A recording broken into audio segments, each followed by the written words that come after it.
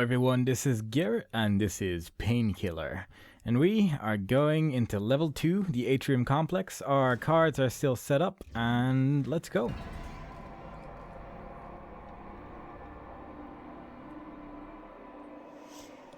Okay, so this is level 2, the Atrium complex. And if we hold tab, we can see the card unlocking status, which is destroy all objects. So this is one of the few levels where we're actually going to destroy every single object in the entire level. There's also a couple of new enemy types, which is going to be pretty sweet. And we're just going to kill everything, basically. So there's these guys now. And these guys, pretty similar to the skeletons in the previous level. The only real difference is that these guys can throw their weapon. And when they throw their weapon, they instantly die, which is nice, you know, because it takes care of them. The problem is you have to look out for projectile attacks because of this, because, well, they throw their weapon, and it can be a bit terrifying. And pretty much all of them can just throw their weapon whenever they feel like it, so definitely something to look out for. But right now, we're in a pretty small area, so we don't really have anything to worry about. This is one of the few levels where just all the secrets and all the destructible stuff is just really generous. Aside from one object, because it's not immediately obvious that it's destructible. And that's this chest right here. I mean, it's pretty obvious that you should be able to destroy a chest, but the thing is, like that one you just shoot once, and this one you have to sit next to for quite a while before it actually gets destroyed. But you do need to destroy it, and it hides a new weapon, the stake gun. And this gun it's just great. You get to throw stakes at people, and they get stuck to walls. And that's pretty much the best thing in the game. There's a lot of good weapons in this game, really, but this is by far one of my favorites. I don't think it's very good for a lot of situations, because for a lot of situations you'll just get overwhelmed by the amount of enemies, but it's just so much fun to use. It also has an alternate fire, which are these little grenades. They're alright. I prefer to use the stakes just because it's more fun. The grenades are a bit quicker, so it is a little bit less scary to use. But I don't know. This is just more fun in it. You just have to make sure you keep on moving, because otherwise these guys might accidentally hit you with one of their axes they throw, and that would be bad. But as long as you stay in the middle of the room, you're just gonna be just fine. Whoop. Yeah, you can shoot them a little bit quicker, but it is a little bit more awkward to use just because of the way they fly around. Now, in terms of souls, I'm pretty much not gonna bother trying to collect too many. I like to have demon mode for pretty much the last room in this level, but anytime before it's kind of nice too. Also, there's an armor over here. There's quite a few sort of semi-hidden armors in this level, which we're gonna have to look out for, but all in all, they're pretty easy to find, really. They're just in slightly odd locations. Now, a whole bunch of barrels here. One thing that I mentioned before is that pretty much every barrel in this game is an explosive barrel. And well, I don't think I mentioned how much damage they do to you, but if you are close to one of these barrels when they explode, it's gonna be an unhappy day. You will pretty much be very close to dead immediately, and it's just not fun, which is why I'm being pretty careful right here. And there's a lot of barrels in this place as well. And I'm actually just destroying everything as I'm killing enemies here, because this is pretty much just all these guys. And that guy just threw an axe, and he'll probably just fall over and die, which, poor guy. And you might as well just take care of all these barrels while you're doing it, because you have enough time to do it anyway, so why not? And in these rooms, there's a bunch of treasure chests which contain quite a lot of money. This is definitely a good level to get money right now, just because you have to destroy all the objects anyway. And you might as well just pick up all the money that drops from every single one of these objects, because why not? It's right there, and it's gonna help you in the long run if you collect as many as possible. So get rich, destroy everything, grab the money. I don't know how they got destroyed, but apparently they got destroyed at some point. Money does actually disappear if it stays on the floor for too long, so you do want to pick it up as quickly as possible. But sometimes things just break, I suppose. I don't know. It's weird. This game is strange. Everything goes wrong sometimes. But nothing we have to worry about. We're just going to continue through this level where there's even more barrels. And this room in particular, there's just a lot of enemies which you're going to have to take care of. They actually throw explosive barrels at you as well, which is pretty nasty. And I don't like it. I don't like it at all. And I'm actually going to take care of all these barrels around here. Also, a second enemy type, which is these guys with the scythes. They fly around, but they mostly just sort of levitate. I don't think I've ever seen them actually fly up somewhere, so they don't just fly up there or something like that. which is kind of nice. It means there's less to worry about. And I'm actually going to try and get some souls here just because I haven't really picked up that many yet, and I do want my demon mode because it helps. Also, one thing I haven't used yet is our tarot cards, our golden tarot cards. I can use them by pressing the E button. I believe that's the default key. And if it isn't, then I will have to look that up because then I don't know which button I have to press to use it. But I'm pretty sure it's the E button. I'll probably use it in the next room just for fun. It's not really going to make too much of a difference because, like I said, we only have the half damage card right now. And I don't really like taking damage, so I'd rather just avoid as much damage as possible. Also, another thing which I didn't actually realize until I looked back on my video yesterday was the compass at the top of the screen. It also actually tells you where remaining enemies are. So if there is an enemy still alive somewhere, then you can actually just use that to make sure that you've actually killed everything.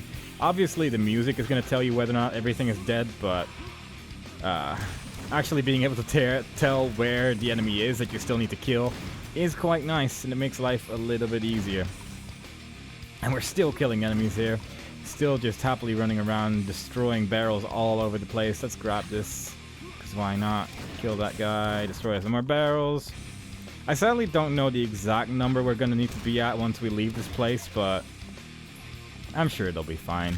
There's not really many hidden objects in this level. All the really hidden objects that we're going to need to destroy in this level for the tarot card are just in secret areas, and we're going to visit all those anyway, so it's not much to worry about. Another armor lying over there doesn't actually count as a secret area for some reason, even though it is a little bit tricky to get to because you need to walk all the way around this place, but oh well. Not going to question it. I'm just going to grab it and happily live my life. And that was it. I think we've taken care of all the destructible things. I'm just going to double check just in case. And there is still some stuff over there, so indeed, I was a little bit wrong there. Let's grab this right here, destroy those barrels right there, and grab everything that comes out of it. And before we continue on, underneath the staircase, there is a holy item. And I like holy items because they make a nice sound when you pick them up. And this room actually has another extra enemy type. We're just getting all the extra enemy types in this level. None of the previous enemies in this level at all, actually, which is kind of interesting. But there's those gassy stick dudes. And the gassy stick dudes are kind of awful. If you get hit by that gas, you slow down drastically. It's really annoying. And preferably you just don't get hit by the gas at all. One thing to be careful of is that even when they die and their corpse is still happily lying on the floor, the gas might still actually affect you, and it's just really annoying. And it's something you don't want to happen. You can just see all these axes flying past me right now. It's great. I'm going to use my tarot card, why not? And I immediately took damage, so you can see it in action. And this is what happens right here. It only takes effect for a very short period of time, but it is just tedious. And given the amount of enemies that we're currently taking care of, it's nice not to move slow. Also, one thing I didn't really explain in the previous level, but should probably make sense, but I figured I'd just mention it anyway. I'm jumping a bunch because every time you jump, you're doing something called bunny hopping, which is where just every time you jump, you gain a little bit more momentum, and that's why I'm just going a lot faster than when I would ordinarily just walk. And it's just a better way of moving in this game, really, and makes everything go nice and fast. I don't really want to pick up any more souls right now. I'd rather have 2 souls remaining before we go to the next area. I might as well switch to this weapon. Another thing which is kind of important is that when you press the shift button, at least the left shift button, you shoot the little grenades from the stick gun, so you don't need to switch to the stick gun to use that either. There's a little hotkey you can use instead. Also, there's ammo over here. And everything's dead. Might as well grab this soul. It's over at 65. Treasure chest behind the statue over here, and we can go upstairs. Already almost nearing the end of the level. This is not a very long level at all. In fact, most of the levels in Chapter 1 are just really short. But it's fine. It means we get a lot done in a single recording. And I like that. I like that quite a lot. But before we actually beat the level, we're gonna have to destroy all of these barrels right here. Might as well get that checkpoint. Destroy all these barrels, grab all the money, and I think that was all the barrels right here. Yep. Let's actually check our destroyed objects so far. 99, that should be good. And we have a giant statue, and there's a dude up there. But more importantly, there's a whole bunch of these guys.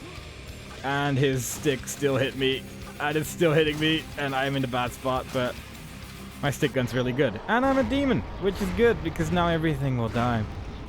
And it makes life a lot less scary. I like my life not being so scary all the time. Mostly it's the guy on the top of the statue, which you're gonna have to look out for, but at the same time, they're not really that bothersome because they tend to get stuck on top of that statue even though they're flying, which is a bit strange. They just have some trouble actually getting down from there, as you can see, which I always thought was a bit odd, but oh well, what are you gonna do? I'm just gonna switch to the shotgun, really. I'm not very good at aiming with the stake gun, unfortunately, and while it is very satisfying to use, you do need to have some sort of skill in terms of being able to aim at things, and honestly, I'm just not very good at it. But everything died, and the thing exploded, and everything's happy. And as I said in the end of the previous level, now that we have actually killed everything and opened the level exit, it opened up a whole bunch of doors, and we're actually going to have to backtrack a little bit to get all the secret areas, because there were a bunch of closed doors previously, but they opened up the moment we killed all the stuff over there, and one of them was this one, and it allows us to get into these tiny little rooms here. And it's a secret area. This is where the remaining secret areas are going to be, by just running around here and entering all these little paths that opened just now. And just moving a little bit further forward, another few chests we get to destroy. And there's another one over there. And I think that was it on this side. Yep. So we can go back again. Jump, jump, jump. And continue going through this corridor where there's actually another doorway. This is where the barrel was coming from earlier. And it tried to destroy us, but sadly, the moment the barrel got through this door, the door immediately closed. I have tried getting through that door before the barrel goes out, but it's, for as far as I know, it's just completely impossible. But we got all the things. I think we destroyed everything. We did. We missed some ammo, but I don't really care because, well, it doesn't really matter. We got plenty of ammo during this level anyway. We used up all of our secondary ammo for the shotgun, but it's fine. We mostly just wanted to destroy everything and get all the secrets, and that's exactly what we did in 11 minutes and 58 seconds. I'm just going to click to immediately make everything appear. And we got it. We got the card, and it is Haste. The world moves twice as slow. And that card is so good. It's so nice to have, especially early on. And I'm just going to equip it immediately to that one. Again, it's a gold card, so we can only use it once per level. But it is really nice to have. And with that, I'm going to end this video. So I hope you enjoyed it so far. Next time we play, we're going to play level 3 of chapter 1, the Catacombs. Bye-bye.